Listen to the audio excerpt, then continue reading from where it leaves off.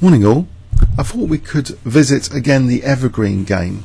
I did do a shorter video a long time ago on this game, but let's do it with some more detailed analysis and more background information actually. The Evergreen Game is a famous game played in Berlin 1852. So it's 1 year after Anderssen had just played that Immortal Game, which was a friendly game. This is also a casual game, believe it or not. This time between Anderssen as white and Jean Dufresne. So Anderssen was regarded as one of the strongest players of his time and considered by many to be the world champion after winning the London 1851 tournament. So that's the tournament where the other classic he had played, a casual game, the Immortal Game, was played.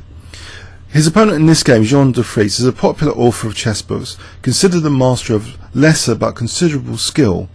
So it was an informal game like the Immortal Game, where Steinitz described the game as an evergreen in Anderssen's laurel wreath, thus giving its name. The German word immigrant, evergreen, used by Steinitz, refers to a specific evergreen plant called periwinkle, which is vinca in English. The symbolic meaning is expressed in the French translation, the forever young game, la toujours jeune. So forever young, smacks of immortal, same sort of logical equivalence. So it's amazing that these classic games, they all seem to feature very interesting king attacks. So it seems if you want to play beautiful games that last for hundreds of years, you've got to go really for a king attack, not a positional grind.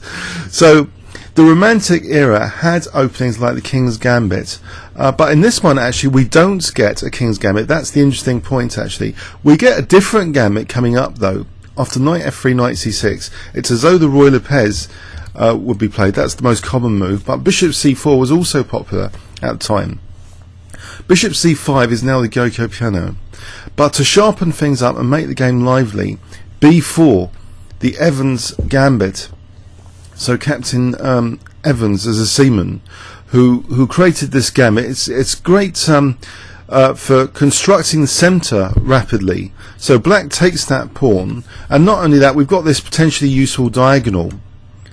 So we've got the construction of the centre rapidly as well. So c3, and if the bishop goes back, though, this pawn is not going to be pinned, this c3 pawn. So there's some logic to bishop a5. You might be wondering, why bishop a5, but this is theory as well.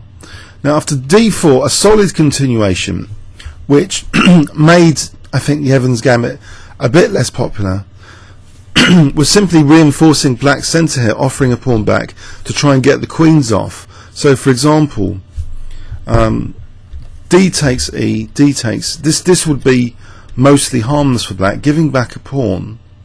So we're equal on pawns with the queens off, some of the tension's been reduced, and black's doing fine here. But anyway, let's go into the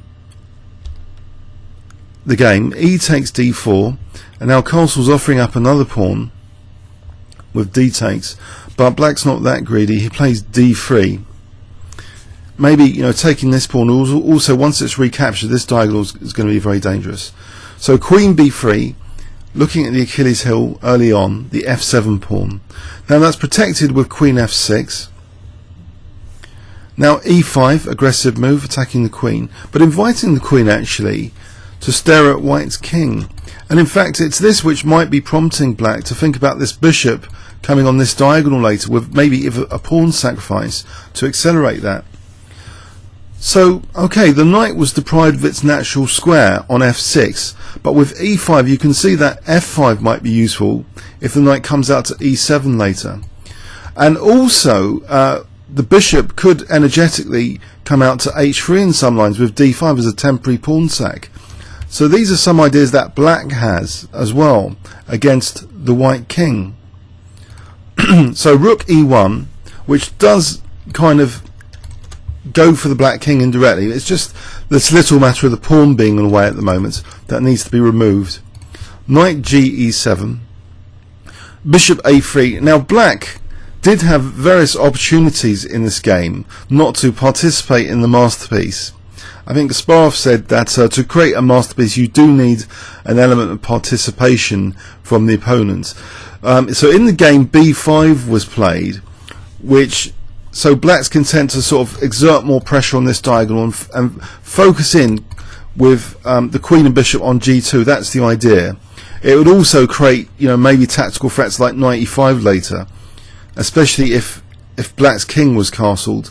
Then you could see that this could be real trouble on g2 brewing up. But if black had played other moves like d5, so that's often an energetic counter-thrust against many gambits in the king pawn openings.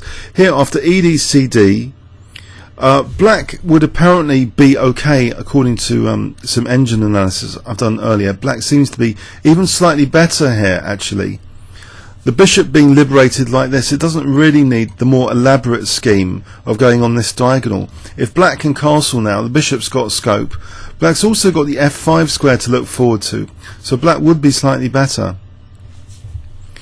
But okay, and other alternatives instead of b5, just castling, of course. So rook e3, d6 again, and in this position with queen h6, again d6 is being protected against the glare of that bishop. So here again black would be slightly better. So there's an element of participation here with b5, as though black is going for the attack on white's king, ignoring a bit his own king's safety. So that gives motive not to castle, because in fact he doesn't just want that one involved with the queen, he wants this rook, as we're going to see later on the g file, believe it or not, to help with the queen. So the queen needs supporters in this game. So rook b8 is the prelude to soon to be bishop b7, but bishop b6 does focus in on f2 as well. So if we have these raking bishops along the diagonals, it does seem fairly dangerous for the white king anyway. But with every move, black is still not castling. Here was another opportunity just to castle, but as I say, some element of participation. This variation should be okay for black as well. So say bishop takes d6, and things start to get tricky even with the bishop just using h3 here. So bishop h3, for example, is one move, but bishop takes f2 is also dangerous, because this rook can also resourcefully come in to coordinate with the queen in this line. In this particular variation, it just shows the weakness of the last move here would be b2, and that can be tactically exploited here with bishop f2.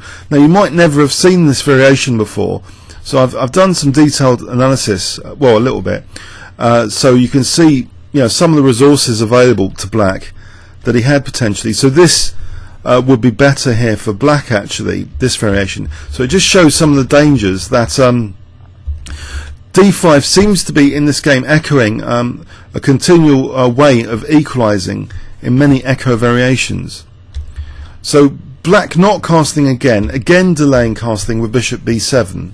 So it seems a little bit over elaborate from black, maybe. So knight e4.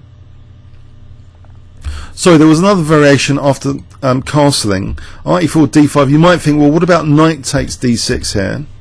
And this is all in the PGN of the description of this video, if you want to load that PGN into your own game viewer. Bishop h3 here is dangerous, showing the bishop doesn't really need this diagonal. It can come in one move to attack g2 like this. And this is black's doing well in this position after queen h5. So this shows, that black is not without threats against the white king, really, and pressure. This queen can be a potential pest, and this queen looks a bit locked out here, actually, on a4, out of the game and out of the king's safety. So okay, let's go back. So in the game, bishop b7, knight e4. Okay, now after queen f5, that's white's definitely got an advantage here, because he's gaining another critical tempo on the queen after this move queen f5. Better was probably d2. So after rook e2, now just castling again, and h6. But no, black still didn't castle. We played queen f5. After this, bishop takes d3. Okay, some pressure's been taken off f7. But there's a threat of knight f6 check and knight d6 just winning the queen.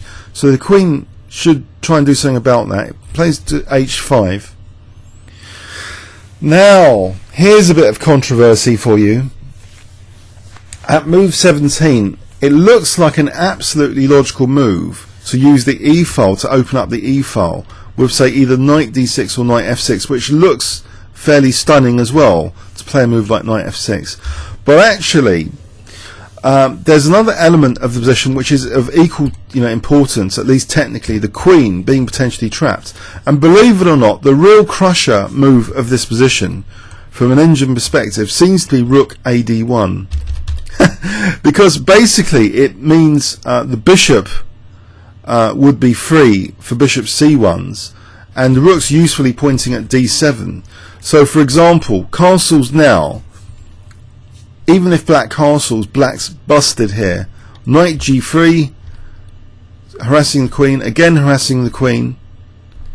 Knight g5, and you notice, look, the power of the rook on d1 means queen d5 is not possible because a bishop takes h7 check.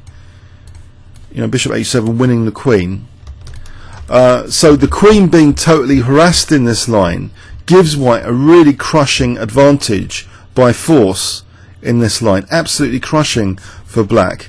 So it seems in this position, knight f6, which seems the logical attacking move, is not as great as rook ad1, or even knight g3, again simply harassing the queen. So queen g4 here apparently, and now bishop c1. This is crushing black as well. Where's the queen going? Okay, actually let's extend this. You might think e6. I don't think this is short-lived, because a bishop takes h7, and now there's a fork on g5. If king takes, there's a fork, and if king h8, well, it looks completely gone now. Black's king safety. So winning the queen like this, could be forced to give it up. So these lines show actually that knight f6, which, okay, it seems absolutely logical, but might not have been the absolute best. And it also invites, seemingly dangerously, the g-file usage from black. So you might think also, well, couldn't knight d6 have been used here as well then, not to give black that g-file? Knight d6 might actually advantage to white here from an engine point of view, actually. Just getting that knight on e7 rather safely without the g-file being opened up against the king. It seems we reach this kind of climactic situation where black is accompanying the queen with all sorts of pieces around the board for this kind of attack on the white king. So knight f6 is consistent with that. The black queen is getting lots of supporting pieces now for the attack. So the rook on g8 now adds more pressure against the white king.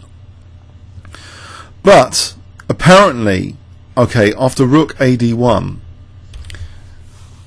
and this is like this position is not actually winning by force. It just needs a little bit more participation from black to create the masterpiece. If black had played, there's two technical moves which will be enough to equalise. Queen h3. Of course, the rook on g8 is dangerous against the white king. So here is only basically one move for white to survive, which is the retreat, bishop f1. Okay, now queen f5.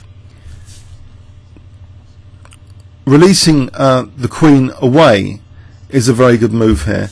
And you might think, well, queen takes f3 is going to be spectacularly murdered like the game. I don't want to spoil that variation, but the queen on f5 keeps a grip on d7 protection and threatens to play queen takes f6. And this is a spoiler, because basically black should be about equal here. Black's about equal. So queen h3 was a technical way to draw the game here. Also, bishop d4 is another technical move to kind of block the pressure on d7. So after queen takes f3, again, it's fairly safe to get a draw here for black. So equal according to Houdini, okay?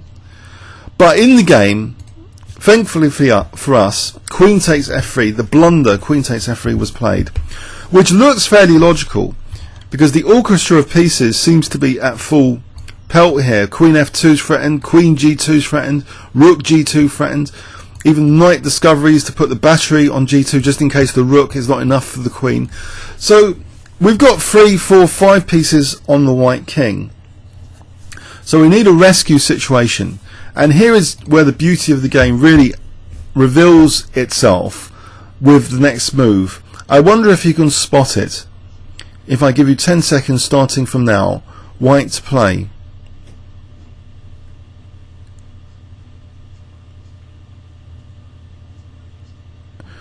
Okay, clue. It's a forcing move because there are numerous threats. It's not just queen g2, it's queen f2. There are numerous threats and pressure on the white king, so you need a forcing move. So I'm hoping you spotted rook takes e7. So in the game, there are some options here. Now if king d8, there is some options, but let's look at the game continuation first.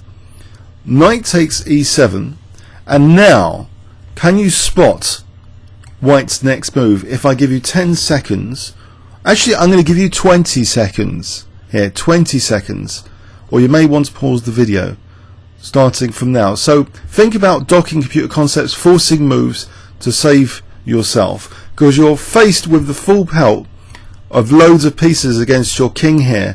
No g3s are available, you know, queen g2 or queen f2. You can't play a defensive move here. That's the clue. You have to play another forcing move here. So 20 seconds starting from now.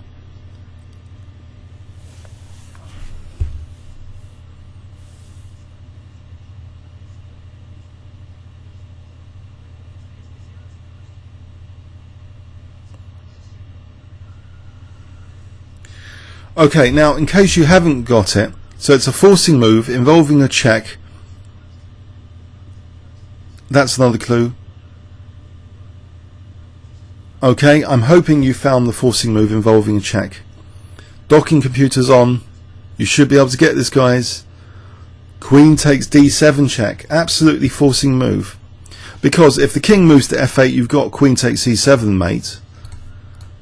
So the king has to take. And now what?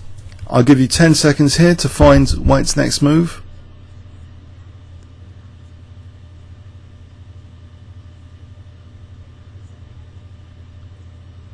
Okay, double check with bishop f5 check. Okay, so the king, now if it goes to c6, you might ask, I think bishop d7 is mate. So king e8 was played, and after check, can you spot the final move? Beautiful move. 10 seconds.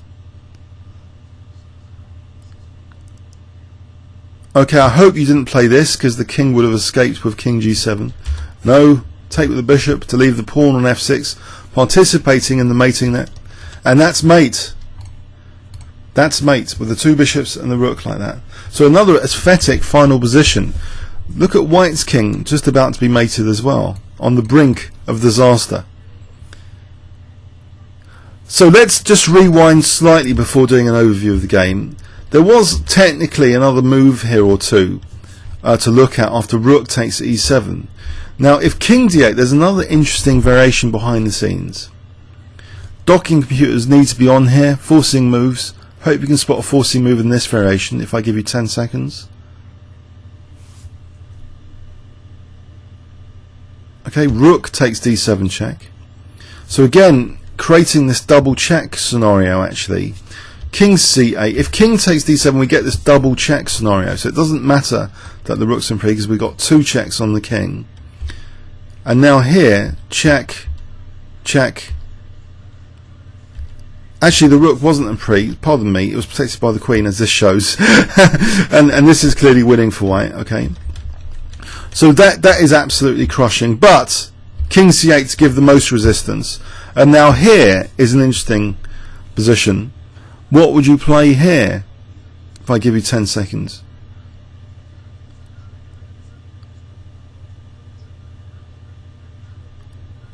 okay, in this side variation there's also beauty to be found. Rook d8 check, rook sacrifice.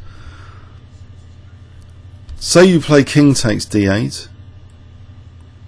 check, and it's not over yet because white's given up a lot of material. So knight d4, and you might think, hold on a sec, this is really dangerous for the white king, this line, even if you're winning the queen. And you're quite right. Bishop takes f3, bishop takes f3, hitting the rook, and you might think, hold on, this is not clear, surely. In fact, there's only one move in this position for white to retain the advantage. So this would have really tested white, actually. If white plays, say, rook d4, black would be about equal. If he takes, bishop takes g2, and there's two rooks, of course, for the queen here. So this would be about equal. But apparently, there is a technical move in this position.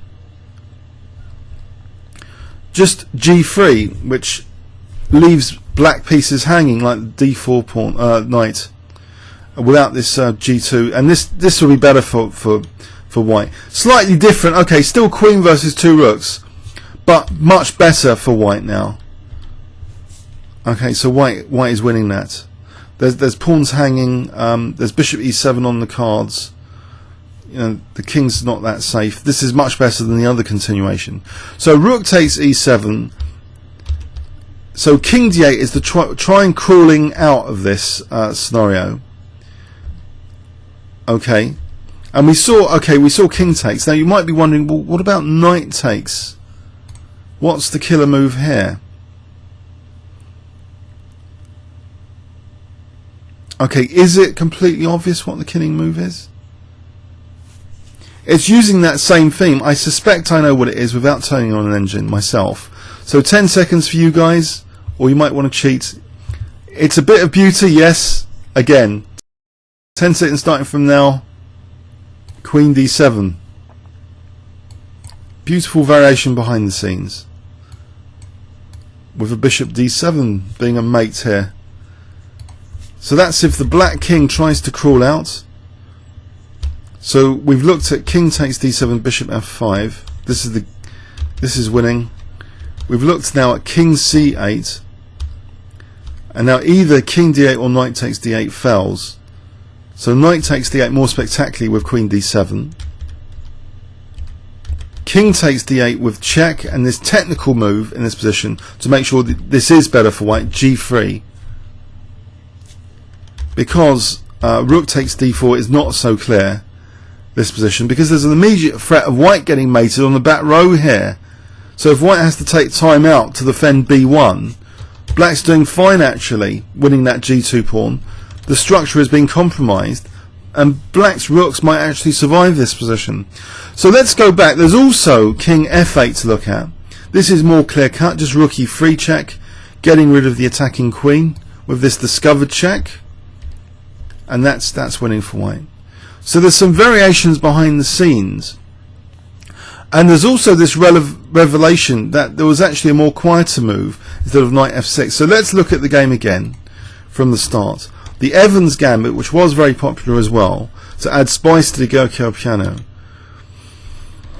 So basically, queen f6 is the start of aggression from black, but it seems to be usefully accompanyable with d5 at various points in the game. Instead, the more elaborate system of getting this bishop to bear pressure on g2 was used, with this b5 gambit, counter gambit, which does visually get a lot more pieces pointing at the white king. And it seems that amazingly, the clinical move, if not necessarily the most beautiful move, would be rook ad1 here. So rook ad1, which you'll see in the notes for this game, is actually the clinical crushing move to do with the element of the queen being harassed. The queen, you know, hasn't got too many squares in this position. So anyway, knight f6 check, need a little bit of cooperation from black. So rook g8 was played. So basically, in this position, after rook g8, the rook ad1 here is not so powerful as 2 moves earlier in move 17, because there were 2 equalizing moves in theory from what we can see from engines today in 2012. Houdini 2.0 is indicating queen h3 or bishop d4 were equalizing opportunities. So a little bit more participation needed with queen takes f3, and now we get into the beautiful combination strike with the double check, the power of the double check being utilized here, because the rook otherwise would be en prise to the queen, but because it's 2 checks from the bishop and the rook, the king is compelled to move. If king c6, bishop d7 mate, so we go into this with the 2 bishops on d7 and e7 mating the black king, with the white king on the brink of being mated, but too little too late. Hope you enjoyed that. Comments or questions on YouTube. Thanks very much.